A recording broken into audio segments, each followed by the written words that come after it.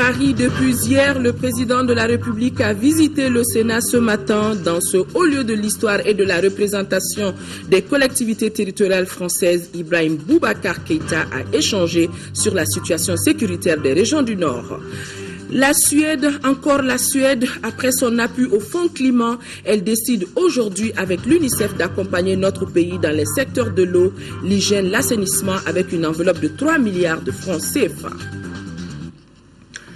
Nous sommes mardi 3 décembre, mesdames et messieurs, bonsoir et bienvenue dans ce journal. Journal que nous ouvrons par le voyage du président de la République à Paris. Le président de la République, Ibrahim Boubacar Keïta, est arrivé donc hier soir à Paris pour prendre part au sommet sur la sécurité et la paix en Afrique. Ce matin, le chef de l'État a visité le Sénat français, ce haut lieu de l'histoire et de la représentation des collectivités territoriales françaises, a eu un entretien d'1 heure avec le président du Sénat français autour de la situation dans notre pays. Occasion pour Ibrahim Boubacar Keïta, sur le ton de la vérité, de revenir sur la situation du nord de notre pays. Le récit de nos envoyés spéciaux, Oumar Moussa Traoré et Idrissa Traoré. Le président de la République, Ibrahim Boubacar Keïta, arrivé lundi soir dans la capitale française, a entamé dès mardi une série de rencontres avec les autorités françaises. Il s'est rendu au Sénat français où il a eu des échanges d'1 heure environ avec le président de cette institution, Jean-Pierre Bel. Des choses importantes ont été abordées au cours de cet entretien qui a duré plus longtemps que prévu. La situation qu'est vu notre pays dans son septentrion, notamment à Kidal, a été abordée. Nous avons eu un échange très complet sur la situation au Mali, à l'approche du sommet de l'Élysée aussi. Mais en même temps, nous sommes des amis. Donc les amis, ils ont envie de rester ensemble et de partager des moments d'échange dans ce palais du Luxembourg, ici au Sénat. Le président de la République, de nombreux amis en France, de nombreux amis ici. Ça a été aussi l'occasion pour lui de les retrouver et de se rappeler un certain nombre de souvenirs. Voilà, donc il y a à la fois l'échange de raisons et puis il y a les mots du cœur qui sont quelquefois assez longs à exprimer. Et nous y sommes parvenus. En tout cas, cet échange a été pour nous très très utile. Vous savez que le Sénat a été très présent, s'est beaucoup intéressé à la situation au Mali. Il y a un rapport sénatorial qui a été écrit. Nos collègues Jean-Pierre Chevènement et Gérard Larcher y ont contribué. En même temps, ils ont tenu à être très proches de la Commission des Affaires étrangères ici et du Sénat, et du président du Sénat que je suis. Avec le président de la République, nous avons un rôle tout particulier et le président de la République a pris les bonnes décisions, celles qui s'imposaient. Les discussions entre les deux personnalités qui se sont déroulées loin des regards de la presse ont été visiblement d'une rare franchise. Le chef de l'État a donné le ton du langage de la vérité sur la situation dans le nord de notre pays. Les hommes d'État, les sénateurs français, qui sont très préoccupés par ce que le Mali a connu, par ce qui est en train d'y être fait aujourd'hui, qui apprécient cela, qui veulent accompagner cela, et dans la plus pure déclaration d'amitié entre nos deux pays. Et nous n'avons rien tué. Nous avons tout dit, tout échangé, nos préoccupations, nos inquiétudes, nos difficultés. Et je crois que ce n'est pas tombé dans l'oreille du sourd. Je le sais. Et c'était donc important que nous nous voyions. Et je pense que c'est un bon présage pour le sommet qui vient le 6 et 7. Que cette visite aujourd'hui ici en ces lieux. Et c'est dommage que la table du Sénat a bien voulu nous faire. Nous avons bien apprécié. Et je pense que, ayant vu mon ami Bell et les membres de la région du Sénat, nous avons aujourd'hui un relais d'écho qui accompagnera le Mali de façon assez heureuse. Auparavant, le président Keïta avait procédé à la signature du livre d'or avant d'être l'hôte à déjeuner du patron du Sénat français. Dans le livre d'or, IBK a magnifié le rôle crucial que joue la France dans le domaine de la solidarité humaine. Le Sénat est une institution extrêmement importante dans le système institutionnel français, puisqu'il est la chambre haute du Parlement à côté de l'Assemblée nationale, l'autre chambre et non des moindres. Composé de 348 membres, le Sénat français a vocation à représenter les collectivités locales et les Français de l'étranger en défendant la libre administration des collectivités locales. Son président est le second personnage de l'État français. Ici à Bamako, le président de l'Assemblée nationale lui a reçu le médiateur de la République entre Younousi Touré et Baba Akiba Aïdara.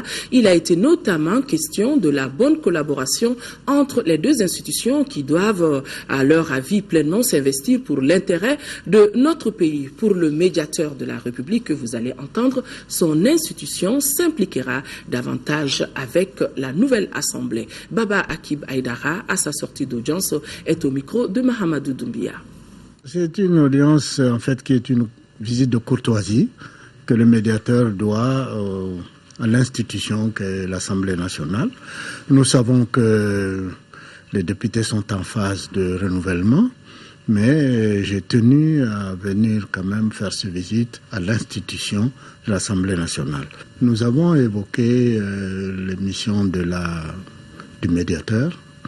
Et nous avons évoqué aussi l'avenir des rapports entre l'Assemblée nationale et le médiateur de la République. Comment nous allons pouvoir travailler ensemble pour essayer de répondre aux problèmes que pose le développement du pays. Nous avons aussi évoqué les missions de la médiation. Dans l'État moderne, comme vous le savez, il y a maintenant beaucoup de sollicitations des médiateurs, pas seulement dans le domaine des conflits entre les citoyens et l'administration, mais aussi dans le domaine plus vaste social, dans le domaine écologique, dans le domaine bancaire. Ici au Mali, il faut rappeler quand même que les législateurs avaient un petit peu anticipé ces questions-là, puisqu'ils ont pris une loi qui a élargi le champ de mission de médiateurs, ce qui permet aux médiateurs de pouvoir intervenir dans un certain nombre de questions, mais en restant évidemment dans le cadre de sa mission fondamentale, qui est liée à la protection des droits de l'homme, au respect de l'état de droit, etc., etc. Donc nous avons évoqué toutes ces questions-là, et nous avons aussi évoqué la question du rapport annuel du médiateur. Vous savez, le pays vient de connaître une période de trouble au cours de laquelle il n'a pas été possible. Il y a une nouvelle assemblée qui va s'installer bientôt. Et quelle forme de collaboration y aura-t-il? L'assemblée reçoit souvent des interpellations, des questions qu'elle estime devoir transmettre au médiateur de la République, parce qu'il estime que c'est le médiateur qui doit intervenir. Par ailleurs, le médiateur, avec les nouvelles dispositions, a le pouvoir de proposition de modification qui peuvent toucher les lois et les règlements. Donc nous avons pensé qu'il était bon, avec la nouvelle Assemblée nationale qui sera mise en place, que nous ayons un groupe de travail pour essayer d'harmoniser tout cela, de rendre les choses beaucoup plus rationnelles. La deuxième session ordinaire du Haut Conseil des collectivités a ouvert ses travaux. Les conseillers nationaux ont adopté des projets de loi au nombre de 3. Le point avec Ramata Konaté. À l'unanimité, la cinquantaine de conseillers ont adopté les 3 projets de loi. S'agissant du premier projet, celui sur les états généraux de la décentralisation, les propositions ont trait au renforcement du pouvoir décisionnel des conseillers. Il s'avère nécessaire de donner un contenu à ce renforcement du Haut Conseil des collectivités dans la promotion de la décentralisation. Ce rôle peut être joué par le Haut Conseil des collectivités s'il est transformé en deuxième chambre parlementaire ou en lui dotant d'un pouvoir de légiférer sur les domaines de la décentralisation. Pour la réussite du deuxième projet concernant le programme de pluie provoquée, les conseillers recommandent de harmoniser le démarrage des activités des pluies provoquées avec celles de la campagne agricole, donner plus d'informations à la population sur les pluies provoquées, renforcer les capacités du personnel du programme pour une plus grande maîtrise des interventions. Enfin, le troisième projet de loi adopté par le Haut Conseil des collectivités porte sur la relecture de la loi interdisant les sachets plastiques non biodégradables. Cette loi, on se rappelle, interdit la production, la vente et l'utilisation de ces sachets. Cela a compté du 1er janvier dernier. En vue de faciliter l'application de cette loi, les élus des collectivités proposent des solutions, dont l'observation d'une phase transitoire pour permettre aux usines de production de s'orienter vers d'autres secteurs. Des débats, il lui ressort que le renforcement des entreprises artisanales qui sont dans la transformation et la récupération des sachets plastiques est nécessaire. La subvention pour la vulgarisation et la fabrication d'emballages biodégradables en crétonne, en toile tissée, en cotonnade, en paille tressée ou en raffia pour créer des produits à usage multiple s'avère indispensable. Il ressort également des échanges que sur plus de 17 000 tonnes de plastique produits ou importés, seulement 1720 sont recyclés, ce qui pose l'éternel problème des sachets plastiques dans nos villes et campagnes. La Suède vient de mettre à la disposition de l'UNICEF plus de 3 milliards de francs CFA pour appuyer les populations dans les secteurs de l'eau, l'hygiène et l'assainissement. Le protocole d'accord a été signé entre les deux parties au siège de l'UNICEF ici à Bamako et cet appui vise à promouvoir les services sociaux de base. Le programme d'exécution qui s'étale sur 2 ans concerne 6 régions de notre pays. Compte rendu à Gali Aguissa. À travers la signature de cette convention, la Suède met plus de 3 150 millions de francs CFA à la disposition de l'UNICEF. Ce fonds vise à promouvoir les services sociaux de base dans 6 régions du Mali, dont celle du Nord affectée par la crise qu'a connue notre pays. La plupart de ce programme touche la population au Nord, où on va assister avec l'eau et l'assainissement pour les populations qui sont touchées par la crise au Nord. À part de ça, on a aussi un important component du programme qui touche les écoles. Le rôle du gouvernement sera déterminant dans la mise en œuvre du programme qui s'étale sur une période de 2 ans. La part du gouvernement commence avec la planification des activités pour arriver à la mise en œuvre. Donc la mise en œuvre est en grande partie faite par les gouvernements et par d'autres partenaires aussi. Et puis à la fin, le rôle clé aussi, c'est la pérennisation de ce qu'on fait. Il faut que les installations continuent à fonctionner. L'ambassadrice de la Suède et les directeurs nationaux des services techniques concernés étaient présents à la cérémonie de signature de cette convention.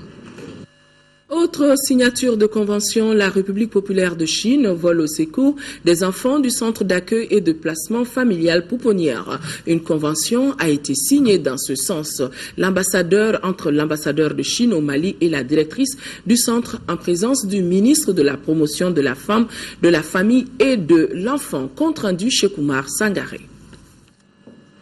La signature de la convention et la remise d'un chèque de 16 millions de francs CFA par l'ambassade de Chine au Mali au centre d'accueil et de placement familial vise la prise en charge sanitaire des enfants du centre.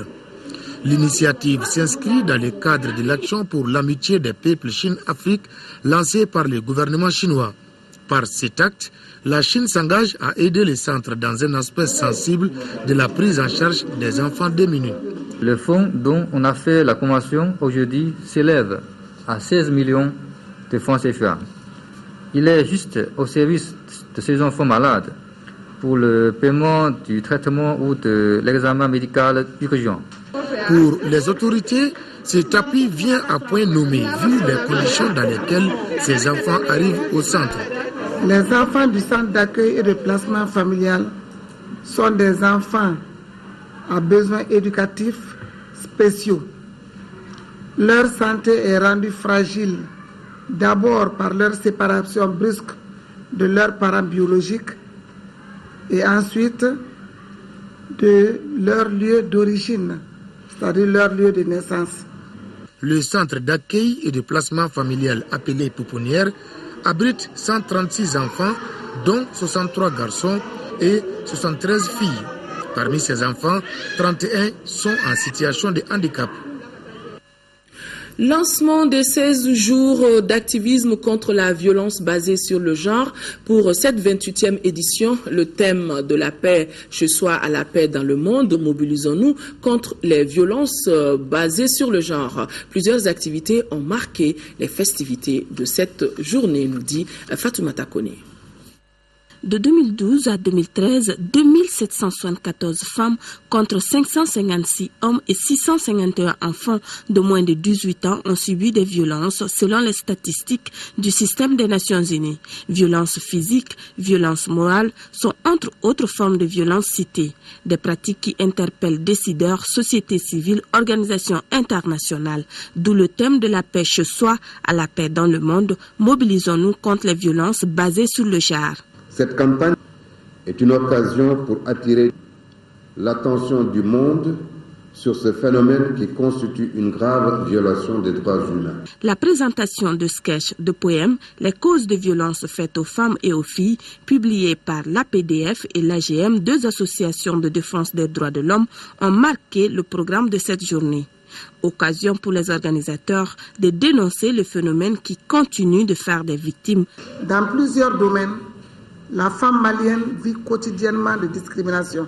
Il existe des vides juridiques qui entraînent des inégalités sociales, maintenant la femme dans une place de second rang. Cet état de fait limite la participation des femmes aux actions de développement et son émergence dans les instances de prise de décision. La journée internationale pour l'élimination des violences à l'égard des femmes et des filles est célébrée le 25 novembre de chaque année. À cause des élections législatives du 24 novembre, les autorités maliennes ont décidé de célébrer la journée ce mardi 3 décembre 2013. Dans le même chapitre, l'Association pour le progrès et la défense des droits de femmes a aussi initié des activités allant dans le sens de la sensibilisation. Al-Juma Tina. 16 jours d'activisme, c'est le thème consacré à la journée mondiale des violences faites aux femmes. Au Mali, la célébration de cette journée qui s'étale sur 16 jours est marquée par plusieurs activités. Grâce à l'Association pour le progrès et la défense des droits des femmes, APDF, et Forward Germany, une ONG allemande. Pour commémorer ces journées, l'APDF organise cette activité qui a pour objectif de sensibiliser les jeunes et pour les impliquer davantage dans la lutte contre les MJF. Face aux nombreuses violences, dont les mutations génitales féminines auxquelles les femmes sont confrontées, il importe de prendre des initiatives impliquant les établissements scolaires. Le thème des mutilations génitales féminines, connu sous le nom de l'excision, le rôle de la jeunesse pour son abandon. Je me réjouis du choix porté sur mon établissement pour la cérémonie de lancement de vos activités. Chère maman, nous savons qu'aujourd'hui que votre raison d'être, c'est nous, les enfants. Pourquoi nous laisser mourir et souffrir à cause d'une pratique qui nuit à notre développement? Bannissons le couteau de l'excision. Les 16 jours d'activisme contre les violences faites aux femmes s'achèvent le 10 décembre. Mais d'ores et déjà, plusieurs activités sont menées par l'APDF, entre autres une caravane de jeunes et la campagne non au MJF dans les établissements scolaires. La conférence régionale sur l'architecture sécuritaire dans le Sahara central a ouvert ses travaux à l'école de maintien de la paix à Lune Blondembe, initiée par la Fondation Frédéric Ebert en collaboration avec le ministère de la Sécurité. La conférence va permettre aux experts venus des pays du champ et leurs partenaires de déterminer le rôle des acteurs sociopolitiques dans l'établissement de cette architecture. Nando Dambélé. Plusieurs acteurs, un idéal. Une architecture sécuritaire forte pour le Sahara central. Voilà l'enjeu de cette conférence régionale de Bamako. Une conférence du reste capital quand on sait que depuis quelques années, la région du Sahara central est tombée dans une crise d'insécurité qui annule tout effort de développement et que la situation actuelle du Mali ne laisse personne indifférent. Pour ce faire, il est important d'éviter toute solution rapide et de donner le temps de chercher des approches durables, ensemble avec les partenaires maliens, régionaux et internationaux, afin d'aboutir cette fois-ci à une véritable paix qui implique dans une approche inclusive, les représentants de toutes les couches de la population. Le thème de la conférence, architecture sécuritaire dans le Sahara central, quel rôle pour les acteurs sociopolitiques, cadre parfaitement avec la philosophie du Forum national des États généraux de la sécurité et de la paix organisé par le ministère de la Sécurité en novembre 2005. La tenue de votre conférence requiert toute son importance car elle met en relief l'exigence de la gouvernance dans la gestion des questions de sécurité. Autrement dit, elle participe de l'ouverture de la sécurité aux autres acteurs du secteur en vue de susciter leur participation citoyenne à une gestion transparente de la sécurité et sa soumission aux règles du contrôle démocratique. 2 jours durant, les participants vont examiner plusieurs aspects fondamentaux de l'architecture sécuritaire dans le Sahara central. Il s'agit notamment de l'état des lieux de la situation actuelle au nord du Mali, enjeux et défis, la problématique de la gestion de la sécurité dans le Sahara central, la stratégie intégrée de l'ONU pour le Sahara, sécurité et migration au Maghreb cas du Maroc, l'architecture sécuritaire de la CEDEAO et le rôle des acteurs sociopolitiques dans l'architecture sécuritaire. La rencontre sur la sensibilisation sur l'acte uniforme relatif au droit commercial de l'OHADA a pris fin cet après-midi. Les 2 jours de travaux qui ont porté sur le statut de l'entrepreneur ont permis aux participants de se familiariser avec le dispositif normatif communautaire de l'OHADA. Al-Juma Tina. L'atelier sur le statut de l'entrepreneur et la déclaration d'activité initiée au Mali par le secrétariat permanent de l'OHADA s'est achevé sur de bonnes notes. Durant 2 jours, les acteurs du secteur ont eu des échanges interactifs riches et féconds sur le statut de l'entrepreneur de l'acte uniforme relatif au droit commercial général. Pour sortir quand même de cet atelier, je pense que je suis très satisfait et je pense que le choix du Mali n'a pas été fortuit. L'initiative de l'Organisation pour l'harmonisation en Afrique du droit des affaires OHADA vise à renforcer davantage le secteur en vue d'une mise en œuvre efficiente des dispositions relatives au statut de l'entrepreneur. Toute chose qui cadre parfaitement avec la disponibilité du gouvernement à prendre toutes les mesures idoines en vue d'une meilleure application de l'acte uniforme. De pertinentes recommandations ont été formulées en vue d'une meilleure application du nouvel acte uniforme relative au droit commercial général et spécifiquement en vue d'une mise en œuvre efficiente des dispositions relatives au statut de l'entrepreneur. Je puis vous assurer de la disponibilité du gouvernement à prendre toutes les mesures idoines en vue d'une meilleure application de l'acte uniforme, à travers notamment l'adoption de mesures incitatives fiscales et sociales qui doivent être prises pour assurer l'attractivité du statut de l'entrepreneur. Les travaux dirigés par l'expert formateur Jean Gatsi ont été ponctués par des remises d'attestation aux différents participants. 17e Assemblée générale et conférence annuelle de l'African Securities Exchanges Association, la bourse régionale des valeurs mobilières d'Abidjan a été choisie pour abriter les assises. Les travaux qui regroupent les représentants d'organisations financières de 45 pays des 5 continents, les travaux ont été donc ouverts par le Premier ministre ivoirien Daniel Kablan-Duncan. Envoyés spéciaux à Abidjan, Adama Kamara et Moïse Traoré.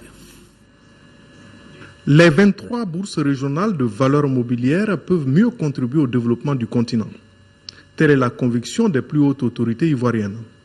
Au nom du président Alassane Dramane Ouattara, la 17e Assemblée générale et la conférence annuelle de l'African Security Exchange Association ASEA a été ouverte par le Premier ministre de la Côte d'Ivoire. Il s'agira de mieux valoriser les acquis substantiels du processus d'intégration au sein de l'Union économique et monétaire ouest-africaine, notamment un marché de 100 millions d'habitants, une monnaie commune et une bourse régionale regroupant 8 États.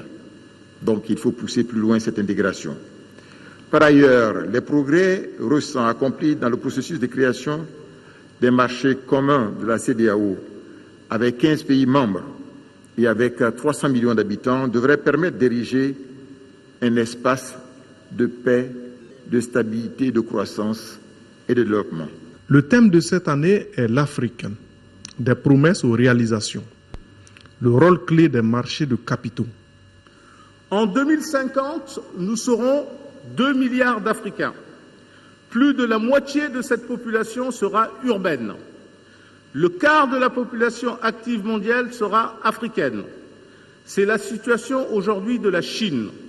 Si l'Afrique parvient à répondre à ces défis d'infrastructure, d'énergie, d'urbanisation, de formation professionnelle, elle peut donc devenir l'usine et le grenier du monde. Le président de l'ASEAN estime que les bourses de valeurs mobilières gagneraient à s'étendre davantage à d'acteurs financiers. Tout comme le Mauricien Sunil Benimadou, l'Ivoirien Jean-Baptiste Amand, au nom du gouverneur de la BCEAO, estime nécessaire que davantage de sociétés soient cotées à la bourse. D'autant plus que si l'on en croit le président du conseil d'administration de la BRVM, les pépites ne sont pas seulement dans le sous-sol, elles sont aussi dans la corbeille. Comment orienter l'apport des migrants vers l'atteinte des objectifs du millénaire pour le développement? La question était au centre d'une rencontre tenue à Paris samedi dernier, initiée par la coordination des associations communales du Cercle de Caille en France. Cette rencontre avait pour but de susciter le débat auprès des migrants sur la réorientation de leur contribution au développement de leur localité. Nous retrouvons Makamfi Konaté. En février 2014 se tiendra à Caille une table ronde sur le développement de la région. En prélude à cette rencontre internationale, les associations de migrants de la région de Caille en France planchent sur les questions qui seront abordées. Parmi les 8 objectifs du millénaire pour le développement, la Fédération des associations de Caille a choisi la sécurité comme base de ces échanges. Nous avons initié cette journée pour expliquer aux migrants et à la population malienne tout entière la question de la sécurité et au niveau autour de la région de Caille. Cette sécurité, il va de la sécurité des personnes et des biens, mais également de la sécurité alimentaire et la sécurité environnementale. L'apport des migrants est indispensable pour leurs familles restées au pays. Mais comment faire de cet apport un facteur de développement durable? La question sera également au centre de la table ronde de Caille. Mais avant février, la responsable projet de la Fédération des associations a son idée sur le sujet. Les migrants doivent aujourd'hui se tourner vers une autre politique, une politique d'investissement productif avec la création de richesses économiques à travers la transformation des matières premières, à travers l'exploitation donc de l'énergie solaire, de l'agriculture et à travers l'exploitation de l'aéroport international de Caille. Les conclusions de cette rencontre feront l'objet de restitution auprès de l'ensemble des associations de ressortissants des différents cercles de la région de Caille. La table ronde de Caille, organisée en partenariat avec le groupe de recherche et de réalisation pour le développement rural GRDR, sera élargie aux migrants de la région de Caille dans le monde entier. De Paris, rallions Gao. Gao a pris fin le forum régional sur la réconciliation, la paix, la cohésion sociale et le vivre ensemble. Plus de 500 participants venus des cercles de Bourem, Gao, Ansongo et Menaka, dont des anciens ministres ressortissants de la région, ont pris part à ce forum qui a adopté une feuille de route régionale. Envoyés spéciaux, Moussa Arimaïga et Ali Outouré. C'est entre grande satisfaction et espoir soutenu par un sourire large, fait de convivialité et de la fraternité retrouvée des participants, que ce forum régional de Gao a pris fin ce 1er décembre 2013 par l'adoption d'une feuille de route régionale présentée par le Dr Nafet Keita, rapporteur régional du forum. Une feuille de route régionale qui vient enrichir de sa belle moisson les assises nationales sur le Nord tenues récemment à Bamako. Je suis satisfait au plus haut sens du mot, Je n'ai pas le mot pour le dire. Satisfait pourquoi? Parce que l'État a accepté écouter la base. S'il y a pardon, c'est eux qui peuvent pardonner. S'il y a développement, c'est eux qui peuvent développer. Les Soreilles, les Peuls qui se trouvent là sont contents de retrouver leurs frères nomades qui, il y a 2 ans, ils ne les voyaient pas. Tous ces gens qui sont venus, qui ont osé venir, même quelque part, même si c'est des gens qui ont pris des armes, s'ils sont osés venir, c'est parce qu'ils veulent la paix. Vraiment, nous sommes à l'aise aujourd'hui et nous sommes très contents aujourd'hui. Et vive la paix. On cherche que cette réconciliation soit durable quand même. On veut que l'administration s'implique beaucoup là-dedans, avec les chefs des villages, les chefs des fractions, avec nos frères armés qui sont là. Ça a été vraiment formidable. Il y a tout le monde qui est venu. On est satisfait de ça. On veut vraiment que la paix revienne chez nous. C'est ce qu'on demande à Dieu. On constate que toutes les communautés du Nord Mali se retrouvent en arabe, en tamashek, en bella, en peul, en songhouï, dans une cohésion totale, dans une ambiance festive. J'ai espoir parce que les cœurs ont vibré de confiance. Et chacun, en ce qui le concerne, veut voir rétablir cette paix que nous avons connue du temps de nos ancêtres. De quoi réjouir au nom du ministère en charge de la réconciliation, le président du comité technique de pilotage du forum de Gao, qui a salué l'initiative du gouvernement et les efforts déployés par la région. Ce forum de Gao a été un moment fort d'échanges fructueux, franc et direct pour chaque communauté du Nord, groupe et obédience, de prendre la parole, de témoigner, de partager, de préconiser sans détour sa part de vérité sur la crise, son amendement de la gestion des affaires publiques, ses voies de solution. Pour le ministre délégué à charge de la décentralisation, qui présidait la cérémonie avec une patience paysanne, s'est adressé aux participants avec assurance au nom du gouvernement que les choses vont changer. À Gao, nous avons entendu des sermons de colère contre un État qui fut absent à un moment fatidique. Mais nous avons aussi entendu des cris de cœur pleins d'espoir pour qu'enfin les choses changent dans la bonne direction. Vos travaux, dont nous venons d'entendre les conclusions, ont largement été à la hauteur du défi et répondent aux attentes. Le gouvernement de la République du Mali dispose ainsi de son premier jeu de feuilles de route régionale qui vient enrichir sa belle moisson des assises nationales sur le Nord. La réconciliation nationale, la cohésion sociale et le vivre ensemble trouvent leur ancrage dans un État refondé, un contrat social renouvelé qui passe par le rehaussement de qualité de la gouvernance, la réparation des injustices et la création des conditions d'un bien-être commun. C'est donc sur ces prières ferventes adressées à Dieu par l'imam de Gao, Omar Al-Mahdi, que prend fin le forum régional de Gao, avec le secret espoir pour les 500 participants que rien désormais ne sera comme avant en région de Gao. Approfondir l'approche filière agricole définie par l'UEMOA et adopter un plan directeur des filières prioritaires dans l'espace sous-régional sont, entre autres sujets, au cœur des discussions d'une rencontre qui regroupe des représentants des chambres d'agriculture de pays de la sous-région. Compte rendu, Adama Koulibaly. Les participants à l'atelier sont venus du Bénin, du Burkina Faso, de la Côte d'Ivoire, du Niger, du Togo, de la Guinée-Conakry, Guinée-Bissau, plus ceux du Mali. Ces participants, durant 3 jours, sous la direction des spécialistes en agronomie, vont échanger sur des possibilités de valorisation des produits agricoles de la sous-région ouest africaine, des produits prioritaires définis par des règlements de l'UEMOA. Il s'agit du riz, le bétail viande, l'aviculture, le maïs, le coton, des filières du plan directeur prioritaire agricole de l'espace UEMOA. Nous avons choisi de développer le thème, le concept de filière, approche filière, chaîne de valeur, approche chaîne de valeur. D'une façon générale, la filière, c'est, si on prend un produit, ça commence de la phase de la production, en passant par la transformation, la conservation, jusqu'à la phase de la commercialisation. La chaîne de valeur, la valeur, elle est accordée à chaque phase.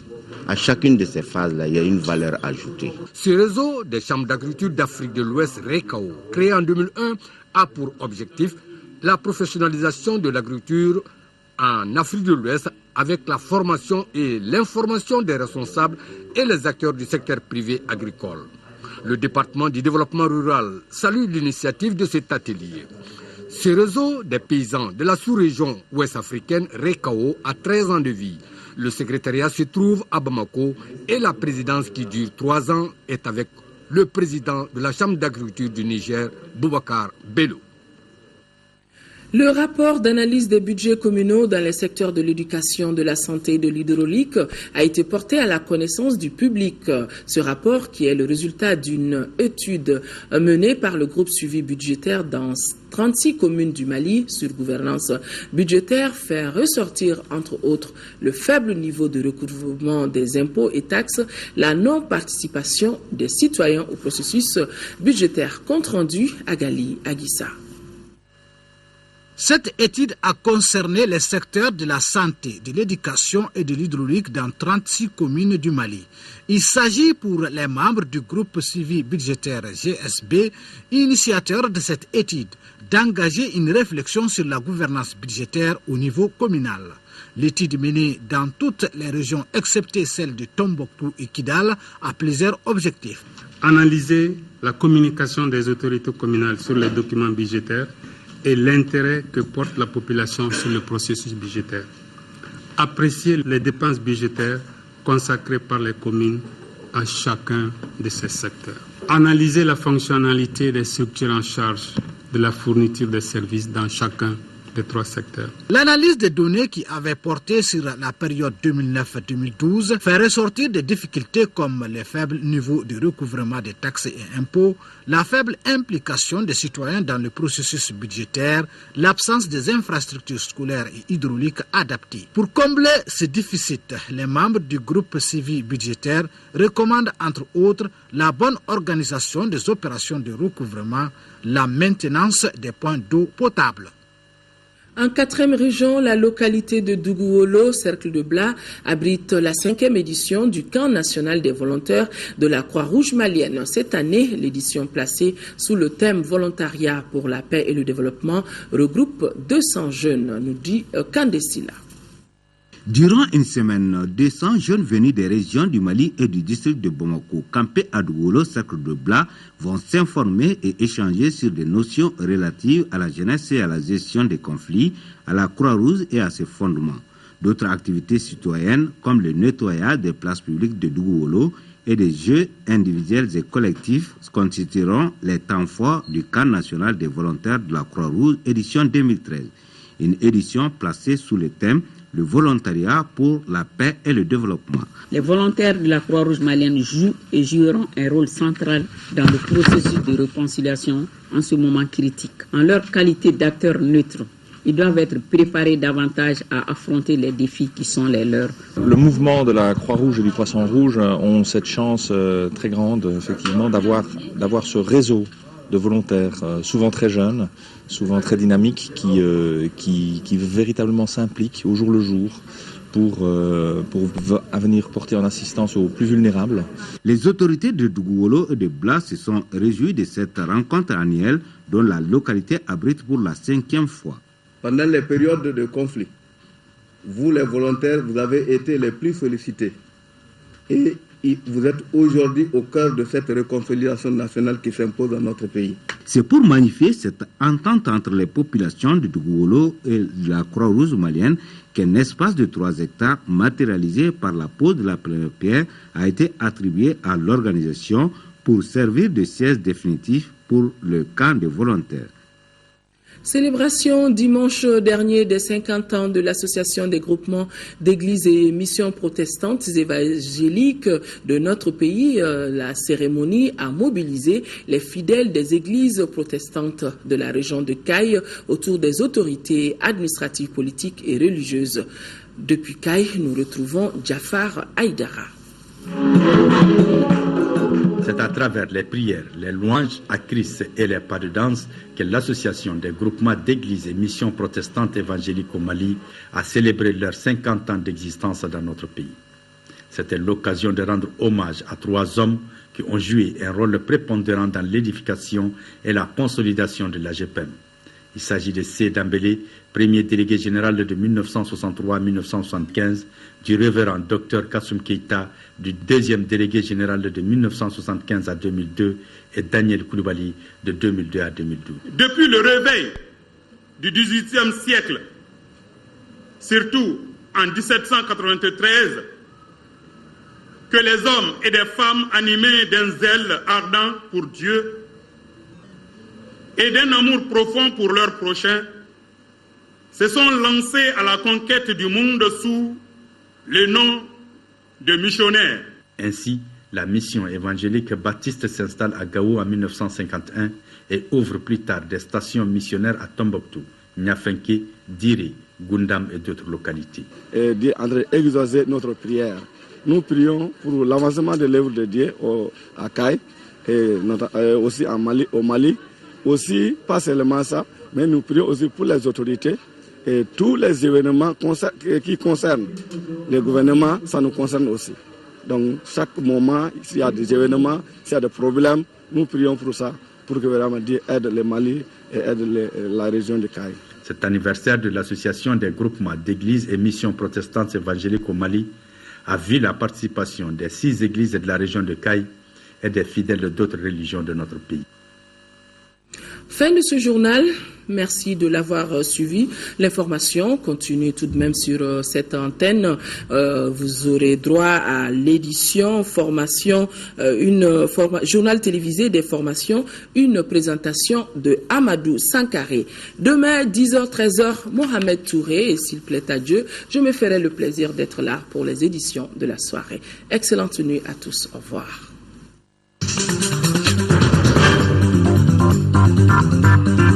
Thank you.